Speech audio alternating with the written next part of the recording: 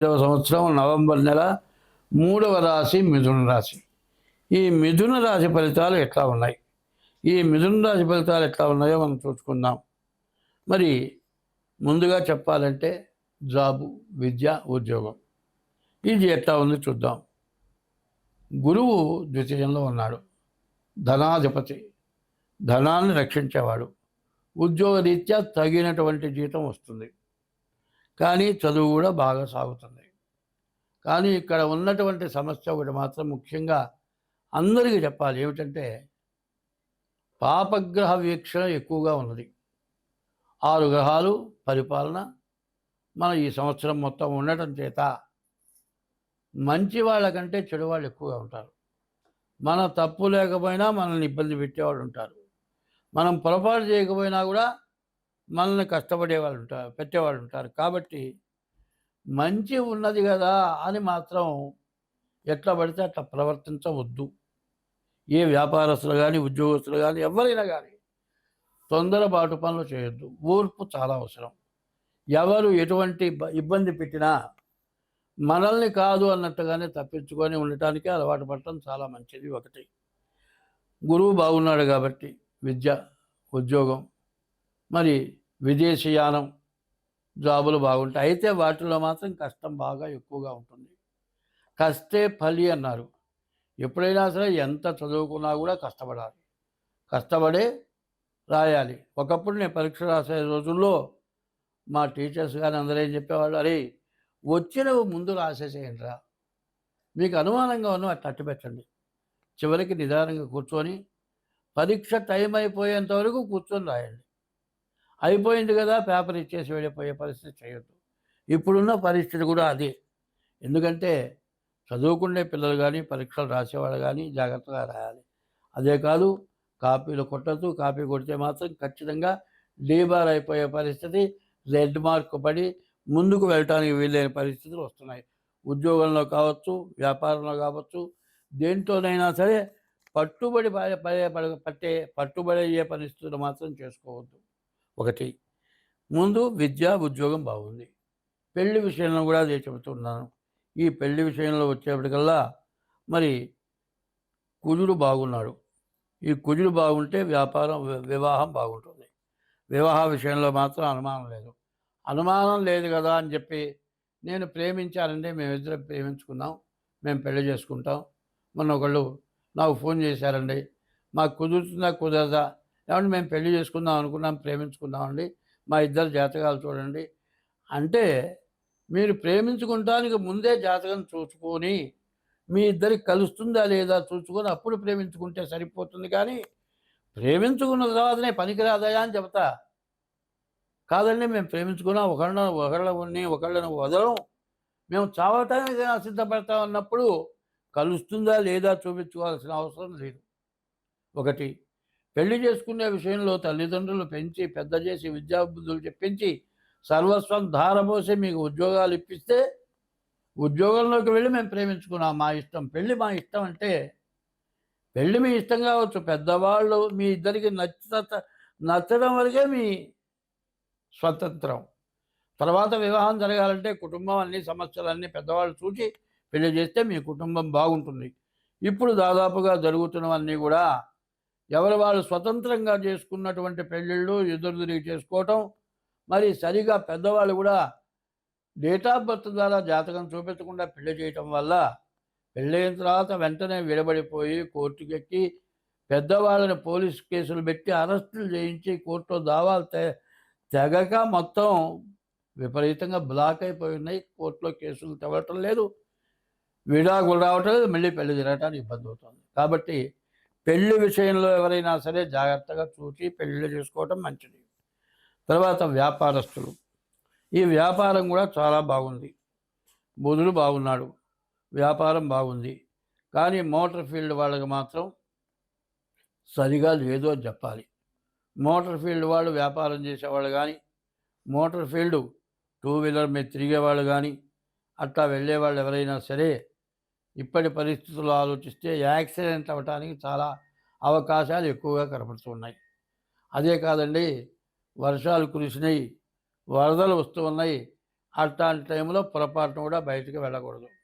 ఒకవేళ బయటికి ఎక్కడికైనా వెళితే ఎక్కడో చోట ఆగిపోయి వరదలు నీరు మొత్తం పోయిన తర్వాతే తిరిగి ప్రయాణం చేయడానికి ప్రయత్నం చేయండి. అట్లా కాకుండా వెళితేట్లయితే ప్రతి చోట డ్రైనేజీలు బ్లాక్ అయిపోయినాయి. పై మేన్వాల్ పోతుంది. పోయి దాంట్లో పడి ప్రాణాలు పోయిన వాళ్ళు చాలామంది ఉన్నారు. దాంట్లో పడి కాళ్ళు ఇరిగిన వాళ్ళు ఉన్నారు. కాబట్టి ఇప్పుడు అపాయ పరిస్థితులు బాగా ఎక్కువగా ఉన్నాయి. ఈ అపాయం నుంచి నివారణ కావాలి అంటే బండ్ల మీద ప్రయాణాలు, ఎప్పుడు పడితే అప్పుడు ప్రయాణాలు, బస్సుల్లో ప్రయాణాలు, రైళ్లలో ప్రయాణాలు, ఇవన్నీ కూడా బస్సు ఎంతవరకు వెళుతుందో, రైలు ఎంతవరకు వెళుతుందో తెలియదు. కాబట్టి వ్యాపార రీత్యా ఇతర ఊళ్ళు వెళ్ళి వ్యాపారాలు చేసేవాళ్ళు మాత్రం చాలా జాగ్రత్తగా ఉండాలి. దగ్గరలో ఉండి వ్యాపారం చేసుకునేవాళ్ళు పర్వాలేదు. షాపుల్లో ఉండి వ్యాపారాలు చేసుకునేవాళ్ళు పర్వాలేదు. మరి దాదాపు టీవీలో బాలాంటి టైం వర్షాలు వస్తాయి జాగ్రత్తగా ఉండమని చెబుతున్నారు. ఆ టైంను పాటించి షాపులు కూడా చేయకుండా జాగ్రత్తగా ఉంటే మంచిది. ఇది ఇంతవరకు సరిపోతుంది. తర్వాత రియల్ ఎస్టేట్. ఈ రియల్ ఎస్టేట్ ఎట్లా ఉంది అంటే రియల్ ఎస్టేట్ ఇప్పుడు నమ్మటానికి వీల్లేని పరిస్థితులు ఉన్నాయి. కారణం ఏంటంటే ప్రతి వస్తువు కూడా ఒక్కోసారి విపరీతంగా పెరుగుతుంది, ఒక్కోసారి తగ్గుతుంది. బంగారం ఎప్పుడైతే పెరిగిందో ప్రతి వస్తువు రేటు తగ్గుతుంది. తర్వాత రియల్ ఎస్టేట్ వాళ్ళు కూడా చాలా జాగ్రత్తగా ఉండాలి. స్టాక్ మార్కెట్ వాళ్ళు మాత్రం అనవసరమైన కొత్త పెట్టుబడులు పెట్టడం చాలా మంచిది కాదు. కొత్త కంపెనీలకు వాటికి మరి స్టాక్ మార్కెట్లో వ్యాపారాలు బాగా ఆలోచించి చేసుకోవాల్సి వస్తుంది. విదేశీ స్టాక్ మార్కెట్లు కూడా చాలా జాగ్రత్తగా ఉండాలి. తర్వాత వ్యవసాయదారులకు కూడా 2 నెలల తర్వాత మాత్రం పూర్తిగా బాగుంటుంది. కానీ ఒకటి మాత్రం గుర్తుంచుకోండి, ఇది గోచారం నేను చెబుతుంది. గోచారం అంటే మీ జన్మ నక్షత్ర రీత్యా వచ్చేదే గోచారం.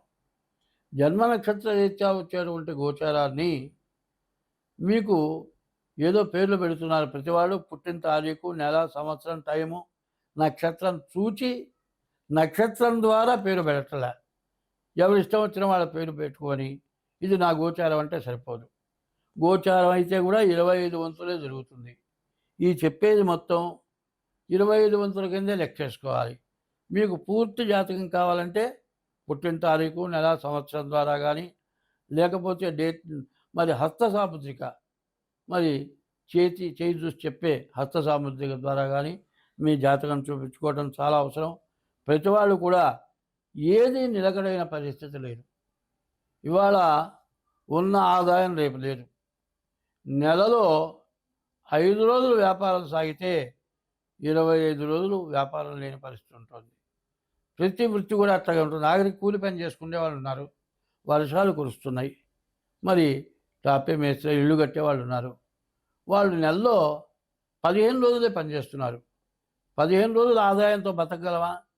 కాబట్టి దీంట్లో ఈ వర్షాల్లో తప్పనిసరి పెద్ద వానలేదు కదా అని పనిచేస్తే కాలు జారి పడి కాలు ఇరిగిన వాళ్ళు ఉన్నారు. నీళ్ళు ఎక్కువ రాలేదు కదా అని ఆలోచన కాదు. ప్రతి వాళ్ళకి కూడా ప్రమాదకరమైన పరిస్థితులు బాగా ఎక్కువగా ఉంటున్నాయి. కాబట్టి వీటి నుంచి తప్పించుకోవాలంటే డేట్ ఆఫ్ బర్త్ ద్వారా మీ జాతకాన్ని చూపించుకోవడం ఒకటి. రెండవది ఏమిటంటే మరి దాదాపుగా పాపం ఎక్కువైపోయింది.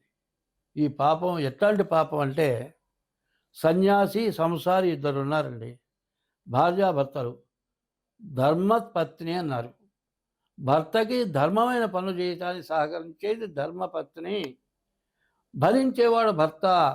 భార్యకి కావాల్సినవన్నీ ఇచ్చి భరించేవాడు భర్త. ఈ ధర్మపత్ని భార్యాభర్తలు హిందూ ధర్మంలో ధర్మ పద్ధతిలో నడిస్తేనే ధర్మపత్ని భర్త అయినారు. సన్యాసి కంటే కూడా భార్యాభర్తలు ధర్మమైన పద్ధతిలో ఎవరైతే ఉంటారో సన్యాసి కంటే ఎక్కువ ఫలితాన్ని పొందగలుగుతారు. ఇది భార్యాభర్తలు అనేటువంటి పద్ధతులు మారిపోతున్నాయి. భార్యాభర్తలు పతివ్రత లక్షణం భార్యకు కావాలి. భార్యని ఇంటి లక్ష్మిగా చూసుకునే లక్షణం భర్తకి కావాలి.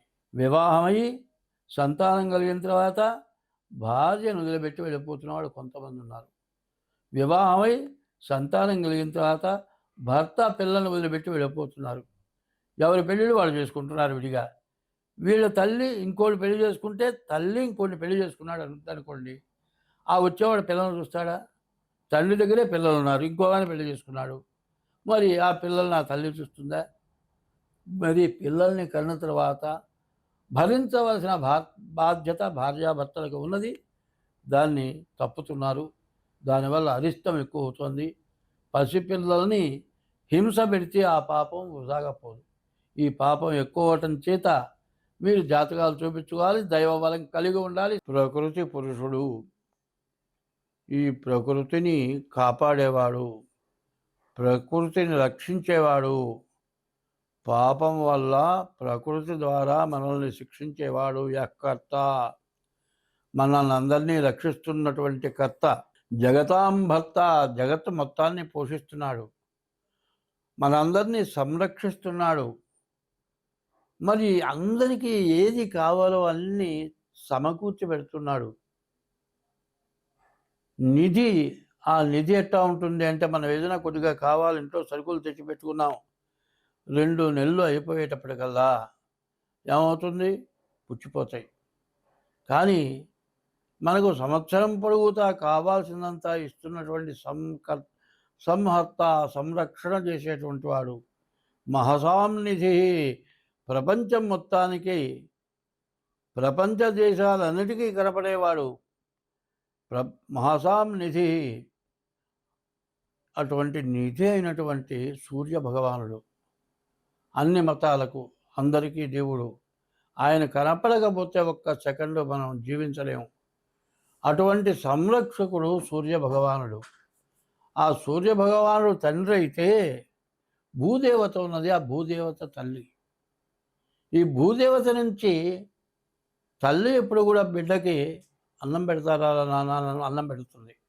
తిన్నానమ్మా అంటే 2 ముద్దలు తినాలంట నా చేతి మీదుగా అంటుంది. ఆ విధమైన ప్రేమతో అన్నం పెట్టే తల్లి. అటువంటి తల్లికి అన్నం పెట్టినది భూదేవత. భూదేవత నుంచి సర్వం వస్తోంది. పైన ఉన్నటువంటి తండ్రి అయిన సూర్య భగవానుడు, కింద ఉన్నటువంటి భూదేవత మనల్ని సంరక్షిస్తోంది. అటువంటి తల్లిదండ్రులకు మనం చేసినటువంటి దుష్కృత్యం వల్ల వాళ్ళకి మన మీద కోపం వచ్చింది. ఇట్లా మీరు పిల్లవాడిని తల్లి తప్పు చేస్తే తల్లిదండ్రులు దండిస్తారు. అట్లాగే ప్రకృతి పురుషులు సూర్య భగవానుడు, భూదేవత, వాళ్ళు స్త్రీ పురుషాదులు, వాళ్ళు వాళ్ళ వల్ల, వాళ్ళకి బాధ కలగటం వల్ల మనల్ని ఈ సంవత్సరం శిక్షించారు. నేను ముందుగా చెప్పా, మనకు ఉపద్రవాలు రాబోతూ ఉన్నాయి. రకరకాలైన ఉపద్రవాలు, కుటుంబ కలహాలు, రకరకాలైన కలహాలు.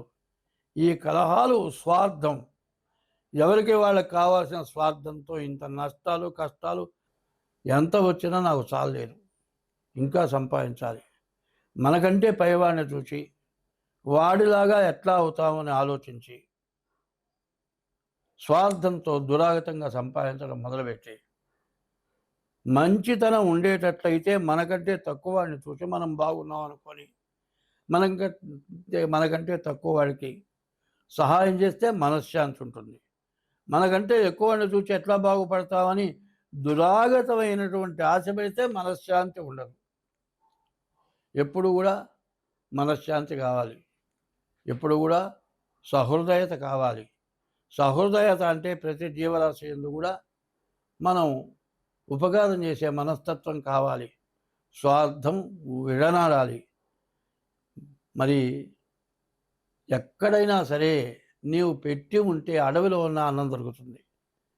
ఎన్ని కష్టాలు పడ్డా, ఎంత సంపాదించినా తిని ఆహారం కోసం అది గుర్తుపెట్టుకొని మనం జాగ్రత్తగా ఉండాల్సిన పరిస్థితి ఇప్పుడు ఆసన్నమైంది. ఈరోజు నుంచి నేను చెప్పబోయేది ఏంటంటే, రోజు కనీసం 2 గంటల పాటు నీకు వచ్చిన మంత్రం ఓం నమో భగవతే నారాయణాయ, లేకపోతే ఓం నమ శివాయ, ఇటువంటి మంత్రాన్ని పొద్దున్నే స్నానం చేసి ఈ మంత్రం జపం చేసి సూర్య భగవానుడికి నమస్కారం చేస్తే మనకు ప్రకృతి సిద్ధించి ఈ రకమైన సమస్యలు, వ్యాధులు అన్నీ పోతాయి. మనం అంతా బాగుంటాం.